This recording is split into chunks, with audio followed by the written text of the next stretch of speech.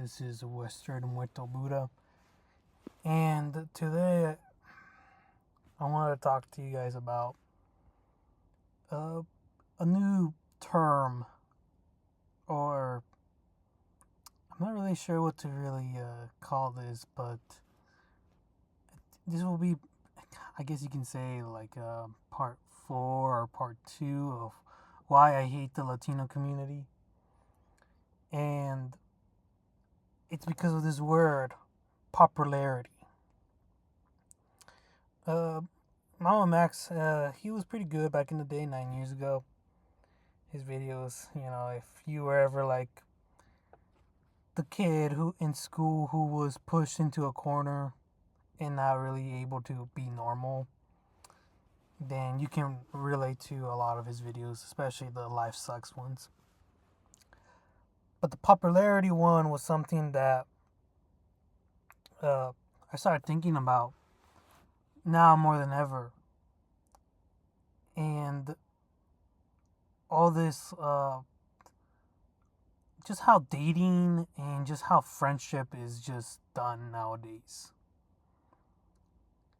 And ever since Ashley Gonzalez, I mean, like I said, like I've talked about this before, but I feel like I need to get more in detailed into what I'm trying to say. So I call it Popularity-ism, in which, if I had to describe it, it would be giving certain individuals certain privileges and status regardless of what value they bring or value they put of importance. So it could be like the hottest girl in school, right? And every guy is just like, drooling over her, and they'll gladly do everything they'll gladly do everything that she says to them without any sort of payment. It's just like, just the fact that I can see you is enough.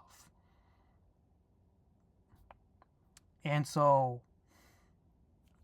that's kind of like what I'm trying to say about the whole popularityism. I know some people may say, it sounds like simping, but I think it's a little bit deeper than that, because simping is mostly towards girls that are more beautiful. I'm talking, this is more of the more generalized term, because, yeah, sure, the top 10% of guys are like sleeping with all the girls, but I'd argue that's more like 20%, because it's not just guys that are like the chads with six packs and with so much money.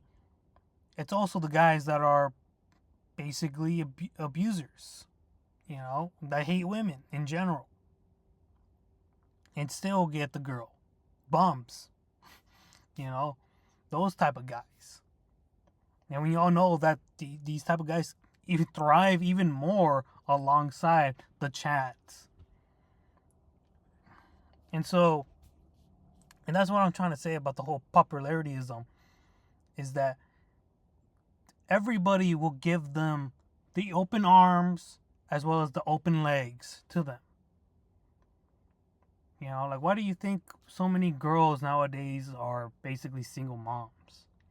Especially after they fucked the same guy 5 times.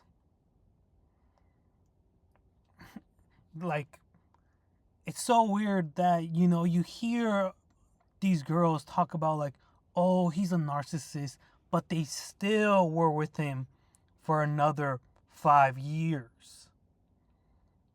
And still had the audacity to even have a kid with them. I mean, how does that make sense? And I think it goes back to this whole idea of the popularity. They know that other girls like him. It's the same thing with guys too. They know other guys will like her. And I mean, you can debate that with me. It could also just be like, oh well, she's more willing to give it up. Like Ashley Gonzalez. I said it before, she's not that fucking hot, bro. I've seen better girls. And so many Latinos are basically just being like, I stand by her and shit. And they're all just trying to basically smash, bro. That's all it is. Why else would they fucking agree?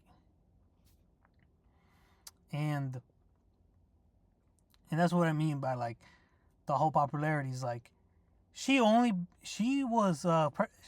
actually a perfect example of what I'm trying to say is like the whole video it was supposed to be a private story to her friends, but one of her friends basically leaked it out, posted it in the public, and everybody saw it.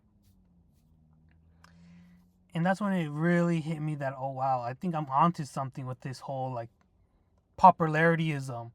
Is like, how do you think this Ashley girl had even friends to begin with?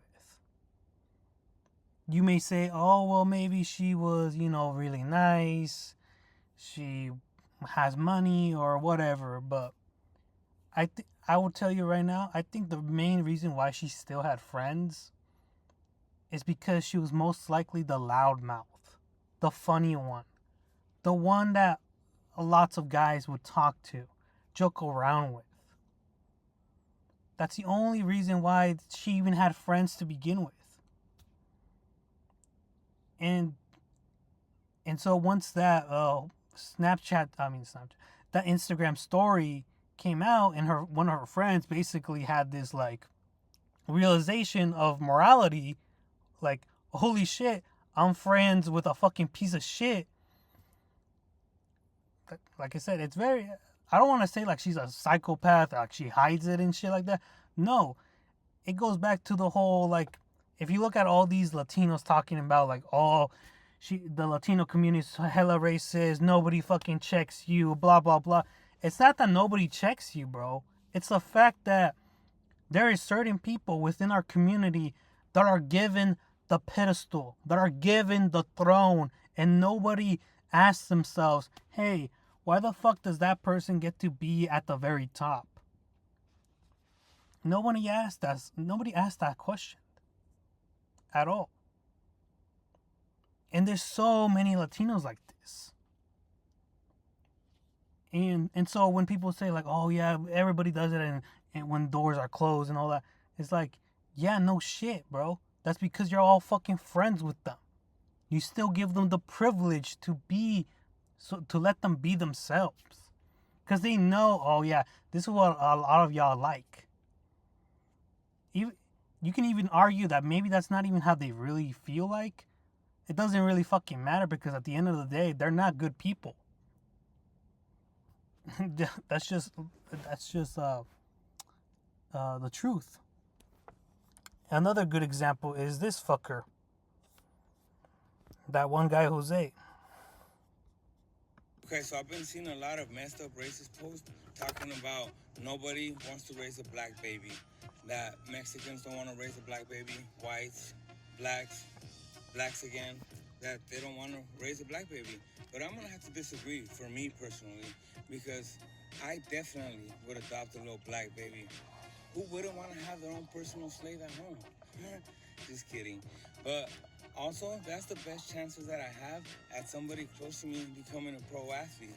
If by the age of 10, I notice that he sucks at sports, he's annoying, and he be stealing and doing all that stuff, then I'm just going to send his ass back and try again. Hopefully the next one's good. Okay, so I've been... See what I mean? He's talking like that because he knows that there's fucking losers that will cheer him on. Look at the fucking comments. No fucking way. No fucking didn't, bro. I'm dead. J408. Another fucking dude. Hey, bro. You know what, dog? You're a gangster dog. You do got a pair of balls. I'll tell you that, dog. Simone KC. Wow, at least 10 years old. If he doesn't perform, send him back. Another fucking... See, this is what I mean. This is exactly what I mean. Fucking Ruben. Bro. Just not realize that it's just a bunch of fucking dudes. I think. Yeah, I think. Anyways, Black American. This is probably a good post right here.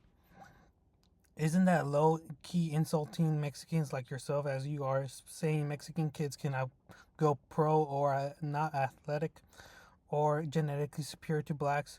What are you saying is black kids?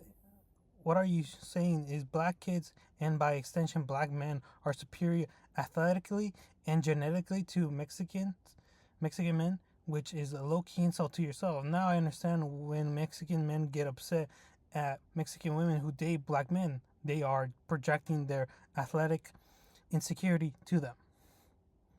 It's called humor, a joke, but you can take it however. Notice how when this is the only comment that basically mentions Mexican women dating black dudes, and this is the only fucking comment that he fucking replies back to. I think I'm a very witty person, and I think I can take a joke, but the joke was a bit crass and lazy. When humor stops using exaggerations to highlight shared human flaws and instead dehumanizes, it can cross a distinct boundary. You made a joke at the expense of young children who are already marginalized, which is fine, but you added racial tropes and stereotypes. It targets a marginalized group, and it treats a child as a transactional commodity rather than a human being. The punchline does not subvert expectations with clever wit. Instead, it relies entirely on shock value, derived from racial bias. I thought it was a lazy joke, which could have been funnier. See, this is what I mean, though. The popularity-ism within the Latino community promotes fuckers like him and Ashley to a pedestal where they basically become fucking little dictators and they say the most outrageous things. Because majority of us are like, oh, whatever, bro, you're fucking funny, bro. Oh my god, bro, like, you'll say whatever the fuck you want, you're fucking loco, bro. Never actually realizing, wait a minute, that puta is literally talking about lynching motherfuckers. This fuckhead is talking about enslaving little kids. And everybody in their fucking little social circle is just egging them on. I'm telling you, man, like, this is ruining our community. This popularity-ism. Ask yourself who in your community, or at the very least the person who do you think is like the most popular, what type of person are they really? Because there's so many people that are like these two who basically have friends. And there's so many people that I know that didn't really have friends within their own fucking community, such as myself. And yet, you know, we would see fuckers like this, and I'm just like thinking to myself, like, man, how the fuck is this guy the most liked? Dudes are begging to fucking hang out with him. Bitches are opening their legs to him while I'm in the fucking corner trying my very best not to think about the fucking noose around my neck, thinking, when should it be the right day? It's way more disappointing learning about this type of shit the more older that I get. You know, like I told somebody, and I said this before too, is like so many people in this world have friends who really should not be in any sort of circle. But sadly, they do. And I think more Latinos need to start speaking up about these things and actually observing their people around them. Because, like, I get it, like, it's okay to jerk around and all that, bro, but obviously there's a certain extent to it. And kind of like that one guy said, and I said it before too, it was a really shitty video thinking about it now, but yes, like, our elders are definitely like pretty assholes when it comes to insulting us. But I do think that uh, when it comes to somebody being rude to you, you have no choice but to either let them know right then and there, uh, either either you start being nicer to me, or I cut you out of my life completely. Because the truth is that we are very social people still, you know. And I think one of the biggest punishments for to have our family members or even fuckers like this Jose guy and Ashley is to cut them off completely. Don't get me wrong, they won't be isolated completely. I know a lot of people will still think like, oh no, not, it's only like the bad people that are hanging out with them, the degenerates. I'm like, no, bro. I've seen so many fucking people that were like basically like me, lames, losers, the weird kid that would try their very best to fucking hang out with people like this because they just wanted to be seen. They wanted to be part of a group of friends. And I'm so glad that I never stooped that low, because now that I realized that, oh wow, bro, like being alone and being neglected by everybody, I'm kind of glad that that actually happened to me now, because I can talk about these issues and give a better perspective about it all. And yeah, just start kicking out people out of your life, man. Like straight up. That's like the one way you can actually check these people. You don't just check them by just like confronting them. Like they'll still talk shit. You know, they'll still have their little army being like, oh, you're fucking sensitive. Oh, you fucking like black people. You don't like your own fucking race. Blah blah blah. It's like, no, if you just kick them out and you have all their little friends realize how fucking stupid they are for fucking hanging out with these people, they'll slowly, basically, leave them alone. You know, it's similar how gangs basically ended here. You know, once the whole once people started ratting each other out, basically gangs basically died out. Same thing. Anyways, my lunch is over. Peace.